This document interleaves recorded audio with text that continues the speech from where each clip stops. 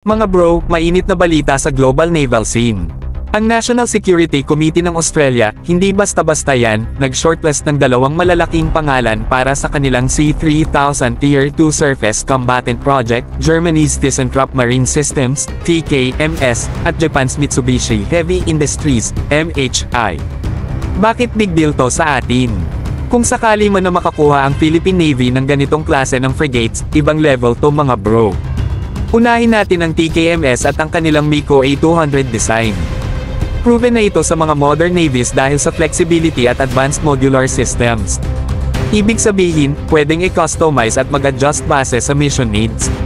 Isipin nyo mga bro, isang barko na kayang magpalit ng capabilities depende sa sitwasyon. Para sa Pilipinas, na may napakalawak na maritime territory, malaking tulong to sa pag-secure ng ating karagatan. Punta naman tayo sa offer ng MHI, Upgraded Mogami Class Derivative.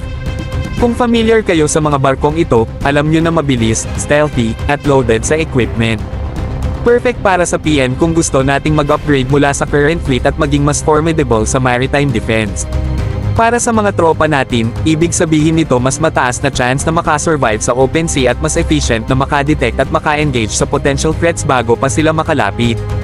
Pero mga bro, hindi lang to tungkol sa hardware. Ang partnerships na dala ng ganitong acquisitions ay sobrang halaga. Pwede tayong mag-benefit sa technology transfer agreements, training programs, at joint exercises. Imagine mga sailors natin natututo directly mula sa mga top naval powers gaya ng Japan at Germany. Yan ang strategic value na lampas sa equipment lang. Ang tanong kaya ba ng Pilipinas financially?